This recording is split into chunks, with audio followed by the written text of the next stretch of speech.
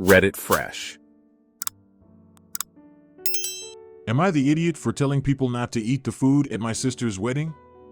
My husband, male 27, and I, female 26, were married 8 months ago. We had a big wedding with lots of food and drinks and people. I knew we would likely have leftovers, so had arranged for them to be donated to the soup kitchen we sometimes work with. However, my mom went behind my back and took most of it with her. I didn't really know what happened to the food. Until now. My sister Callie, female 30, got married over the long weekend. She didn't want to mess with any of the planning, and knowing how my mom was during my wedding, decided to let our mom take over the whole thing. All we had to do was show up where we were told and party.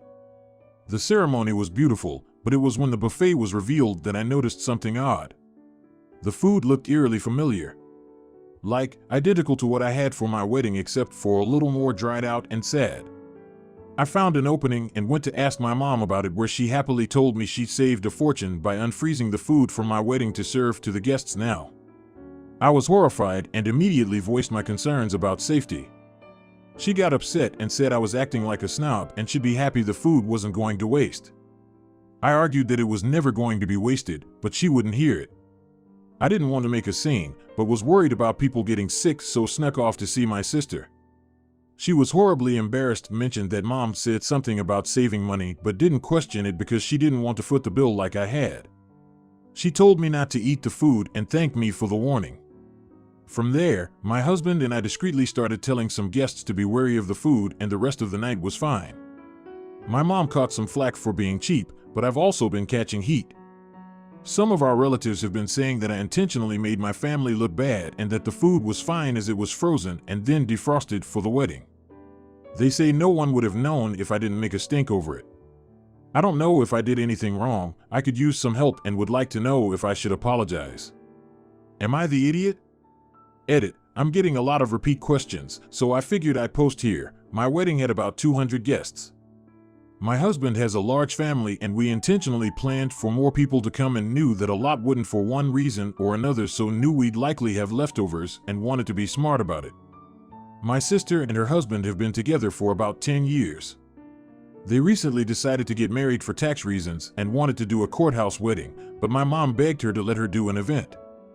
So, she had a small wedding with only 50 people. My sister hates planning and people, so she let my mom do everything. Have y'all ever heard of garage freezers? They're super common where I'm from. Not the idiot. OMG. It's not that it was stored frozen for 8 months, it's that it sat on a buffet table for God knows how long at your wedding, then in your mother's car, before it was frozen. This is not only tacky but super dangerous. Edit, spelling. Not the idiot. It is cheap and kind of disrespectful to the guests. It says you are only worth our leftovers, and I dare say think how the family of the new husband must feel. At the end of the day, your mom went against your wishes, had no care on how it would reflect on your sister/husband, and sounds extremely controlling, taking over yours and sister wedding. What did her new husband think of that, comma? If you ever have children, I dare say things might get even worse. She wanted to save money, with no regards for potential health and safety, and she got caught out. Now for the next story. Am I the idiot for prioritizing my daughter's school performance over her emotional well-being after her mother's death? I, male 39, am feeling conflicted about a recent decision I made regarding my teenage daughter, female 16, following the death of her mother.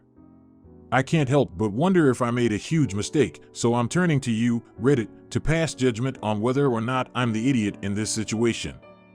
Since my wife's passing, life has been tough for the both of us.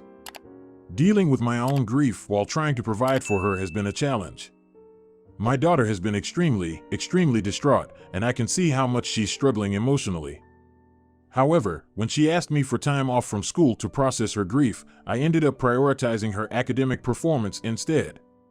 I'll admit, I've always been a stickler for education, and my daughter is a bright student who excels in her studies, particularly math and science, which are very important, and I wouldn't want to jeopardize that. When she approached me, I couldn't help but think about how it would impact her grades and future prospects. I was concerned that missing school would lead to a drop in her academic performance and potentially hinder her chances of getting into a good college. Instead of allowing her to take some time off, I suggested that she continue attending school and told her that I believed that maintaining a routine and focusing on her education would provide stability and keep her on track. Apparently, my daughter was devastated by my decision. She accused me of not caring about her feelings and prioritizing her school performance over her emotional well-being. She believes that I'm being callous and unfeeling, dismissing her need for time to heal. So, Reddit, am I the idiot for putting my daughter's school performance ahead of her emotional well-being, as she put it, after the death of her mother? I'm genuinely questioning if I made the right decision and would appreciate your honest opinions. Thanks for reading. You're the idiot. She needed time to grieve. A couple weeks out of school won't ruin her academic results. I know this is hard and I am sorry for your loss, but you need to stop being lazy. Get her teachers involved and make sure she can take the rest she deserves while staying on track with school.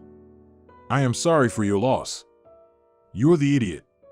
You really think your daughter is processing what she's being taught right now? Setting aside your, frankly, cruel disregard of her mental health, your approach is completely counterproductive from an educational standpoint. If she continues to attend school uninterrupted, her teachers will expect her to meet the regular deadlines for papers and tests, even though she is not in a headspace to perform. If you let her take some time off to grieve, she likely would have extensions to complete her work that would ultimately benefit her education.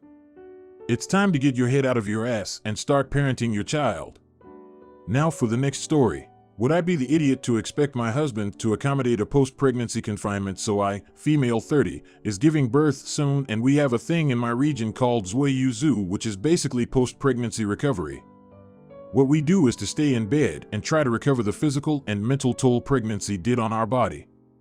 So I've moved to my husband's country and it's not a widely done thing here apparently, and I've already taken 2 months off from work. I've talked to my husband about this, but he thinks it's very unnecessary, especially since I need someone to take care of me and the child during this period. So here's why I think it's feasible. We make really good money, so it's not going to make a big dent on our financial account. I can just have my parents take care of me. My company has really good employee benefits, so even if I take that extra month off, it will still be under parental leave. My states have parental leave for guys too, so my husband can also stay home to spend more time with our daughter and me. But my husband was really against it, and I do want to acknowledge that it might be very troublesome to extend my parents' visa. So would I be an idiot if I brought up this topic again? His white American with Irish descent, if that matters. Edit, I tried talking about it before, but it was shut down and I thought it was fine and I could go without one.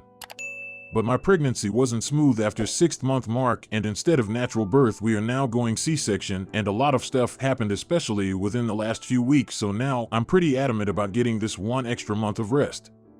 To clarify, when I say confinement, I don't mean actually just staying on the bed. Of course I can move around and yoga is probably going to be in my routine. But confinement as in I avoid going out, I avoid doing strenuous activity and to rest more. And yes, per my doctor's recommendations, she wants me to rest for at least a month. Hi, husband here. Would like to say this has opened up my viewpoint. Was fed with a very skewed version of childbirth. We will be keeping discussions private from here. Thank you for the inputs. Update, I'm doing the confinement. My parents will come over, but will be living in a hotel until the 3rd week after my delivery since my husband will be overseas. I appreciate all your comments and concerns. My parents will be meeting their grandkids. Also, for clarification, my parents aren't here yet. I meant extending the visa, as in the usual visa allows 30 days.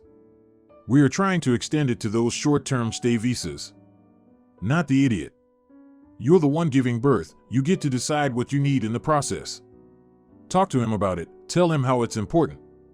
If he becomes unreasonable, pull a Rachel and say, no uterus, no opinion. Not the idiot. Honestly, I think these things should be practiced more widely. I was in shock when I came home from the hospital. Those early days were a blur and I was never given a chance to truly heal physically or mentally. I think both myself and my husband would have benefited from some kind of aftercare following the birth of our son. If I were you, I would go into a lot of details about the benefits to both of you. But also, he married you, he should respect your religion and its traditions. You've moved to his country, that's big, he should at least be open to following some of the things you believe. Now for the next story. Am I the idiot for refusing to enforce my ex's reading rule on my 15-year-old son? So I, male 45, have a son Callum, 15, with my ex-wife Amanda. We had an amicable divorce when Callum was 2, and so far we've been co-parenting quite well. Now, I could say a lot of things about Amanda's parenting, but the long and short of it is that she and her new husband cater their parenting style to their 2 younger kids together, female 11 and 8M. Because of this, he's decreased his time at their house ever since he got the choice, and now spends every other weekend at their house. Around a month ago, Amanda and her husband made a reading rule for the kids. The 8-year-old has to read 30 minutes a day, the 11-year-old has to read for an hour, and Callum has to read for 2 hours. I have no idea why they did this. I think it's because the 8-year-old is falling behind in his reading level and they wanted to keep things fair between the kids. I think that this is ridiculous, as Callum is a very smart kid already, and he needs that time for homework and relaxing since he doesn't have that much free time to begin with. Amanda let me know that she expected me to enforce the reading rule when Callum is at my house. I told her that I would not. She said that it was unfair to Callum's half-siblings that he could just leave for my house and not have to follow the rule, while they had to follow the rule no matter what. I told her tough luck, it's my house and I make the rules, not her. Well now, Callum is thinking about not staying with her at all anymore due to the increasing strictness of her and her husband's rules. She told me that it's all my fault that he doesn't want to be around her anymore because I was so lax with the rules. I'm pretty sure I'm in the right here, but I thought it might be a good idea to get some perspective. So am I the idiot? Not the idiot. Requiring your kid to read 2 hours a day on top of required textbook reading and assigned English class reading seems like a good way to inspire dislike for the hobby. Not the idiot. If she thinks that it's so unfair, she can get rid of the rule herself. I hate the type of parents who are so hyper-focused on making things fair that they end up screwing over their kids anyway. It's no surprise that he wants to stay with a reasonable parent.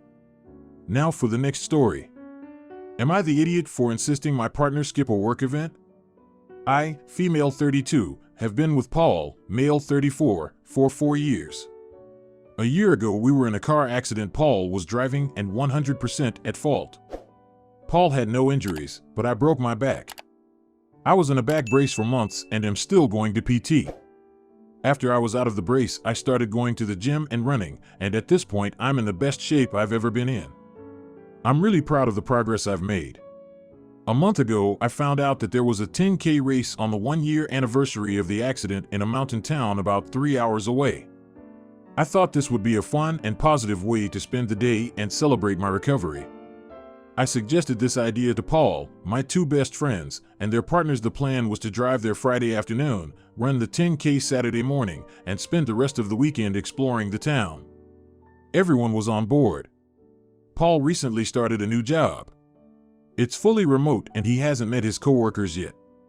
He is supposed to fly to SF to meet his team the Monday after our weekend trip. We knew this when we made our plans. A few days before our trip, Paul told me his bosses now want him to be in SF on Sunday because they got box seats to a Giants game and they want him to come, so he would no longer be able to come on our trip. I thought he was joking because he makes fun of corporate kiss-ass culture, but he was serious. I told him to explain the situation and that they can't expect him to be available with less than a week's notice. He said he had already told them yes and he didn't want to backtrack. So I asked him to tell them he forgot he had a wedding to attend or something like that, and he said he didn't want to turn down the offer because it would be a really good networking opportunity. I suggested he join on Friday as planned and drive back late Saturday or early Sunday to catch his flight. He said no because he didn't want to drive 6 hours round trip just for one day. I suggested he fly out of the regional airport nearby, which he also shot down because it would be too expensive. He makes good money, so this wouldn't be a financial burden. I was almost in tears at this point, pleading with him to come and telling him how important it was to me. When I realized he wasn't going to budge, I stopped trying to convince him, but I did let him know I was hurt and angered by his decision. The morning I was supposed to leave, Paul was trying to be affectionate and sweet towards me, but I'm still pretty upset, so I was admittedly pretty bitchy to him and rejected all attempts at affection. Now he's upset with me for ruining our last day together and also for pressuring him to skip his work event. I think he's an idiot for prioritizing a baseball game over a celebration of my recovery, especially considering he's the one that caused my injury in the first place. My friends are on my side, but I'd like some unbiased perspective. Not the idiot on the initial part, but then you said especially considering he's the one that caused my injury in the first place. That sounds really, really nasty. Guilt-tripping him for the rest of your life with him won't be good emotionally. Is the whole celebration of your progress a moment to rub his nose in the fact he caused it? Good luck. Not the idiot. I think the biggest thing here is that Paul should have communicated with you before telling his employers he agreed to attend the Giants game. He knew that you all had a trip planned, knew it was important to you, and knew full well that he would have to cancel, but he chose to accept his work invitation without consulting you first. While I understand the importance of networking, especially at a new job, he should have at least had the courtesy to discuss it with you. He's not the AH for going, but he is definitely the AH for this. Have fun on your trip and congratulations on your recovery. If you liked this video, you will probably like these too. Also, while you're here, please consider subscribing. It's your support that keeps this channel alive and allows me to make better and longer videos. Have a great day.